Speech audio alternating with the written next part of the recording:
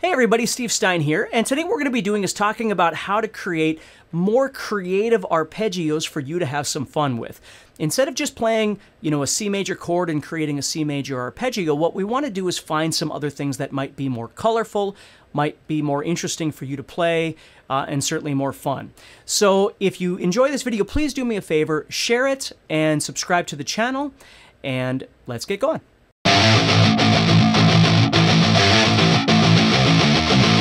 All right, so let's set this up first. What is an arpeggio? When we talk about the word arpeggio, what are we talking about? Now, you might say arpeggio or arpeggio. It doesn't matter how you say it, but what we're doing is talking about a broken chord. So instead of just playing a C chord and doing this, we would do something like this. And as we do that, we are arpeggiating through the chord. We're breaking the notes apart. Okay? Now, as guitar players, usually that's not enough, though. We like to try and play these kind of unique flowing shapes across the guitar because it sounds really interesting. Now, we use the term, as guitar players, we use this term sweeping, which is the movement of the pick like this. I'm not really talking about that. What I'm talking about is trying to take the notes that you're playing, that you're breaking apart, and trying to make this a little more creative as you go. You can use the sweep technique, but it's not just about sweeping. So let's go ahead and just take a look at a C major bar chord here. Okay, now we could take this chord and just play it like that, and we'd be playing, in essence, an arpeggio. Now what I want to do, though, is I want to make more of the appropriate shape by using what we call the root, the third, and the fifth. Now if you don't know what those are, do not worry about it. Just follow what I'm doing here so you can kind of see what I'm playing. So I'm going to play C, E, and G. And then what I'm going to do is play the next octave. I'm going to play C, E, and G, and then end with the C up here. And this might be a shape that you've seen before, so it looks like this.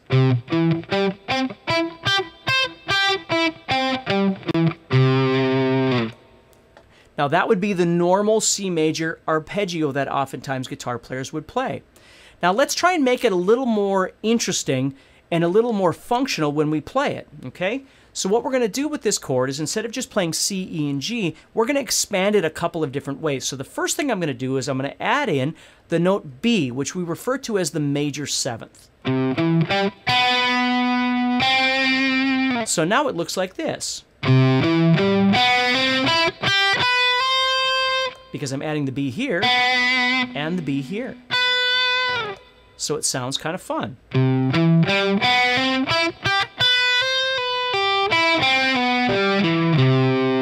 And what you're going to notice as well is it's adding a little bit more of a scale feel, as opposed to just having one note on each string, which really they don't anyway, because we play, that sort of thing anyway. So this major seventh is adding a little bit of color to this thing that wasn't existing in the regular chord. And the other thing that's nice about it is it makes it flow just a little bit easier as you're actually playing it. Because oftentimes we don't think about the functionality of what we're trying to do. We're just trying to learn whatever the tab says or whatever the notation says or whatever it might be. And we forget about the fact that we actually have to try and execute this thing that we're trying to play. And sometimes if we change something about this approach, it makes it easier for us to play. So I like the feel of this.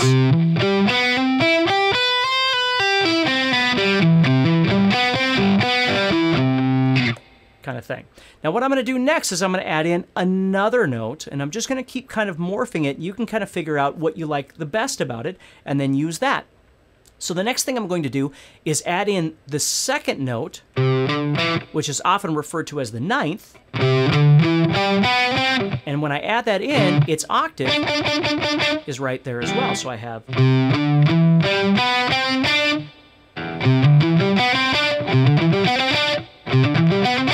which is getting a bit scalular now. We're hearing more of a scale.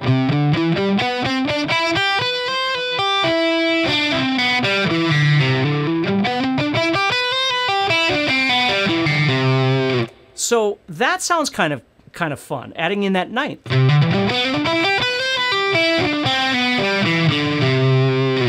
So what I like to do then is take this, and maybe I'm playing over this and I've got a scale, and then I want to drop into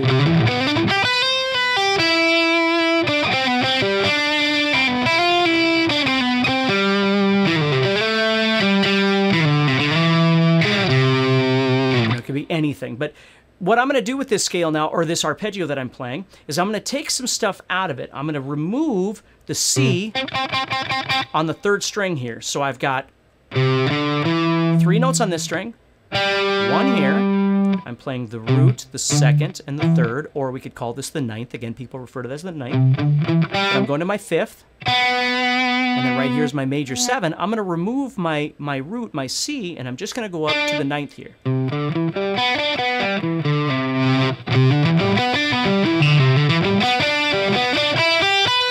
So now I get this kind of unique shape like this.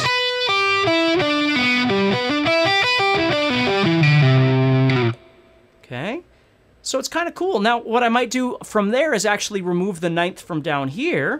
So now I have 2 notes on this string. 1 note here, 2 notes here.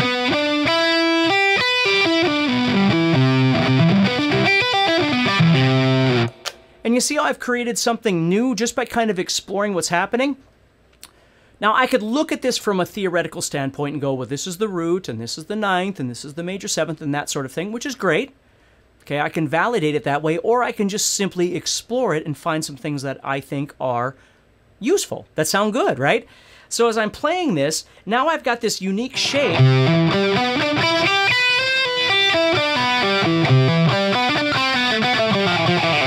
And I can always drop back into my scale playing at any time. But this gives me a nice little skeletal movement across the guitar that we've just defined in a theoretical sense where the notes are coming from and then taking things out.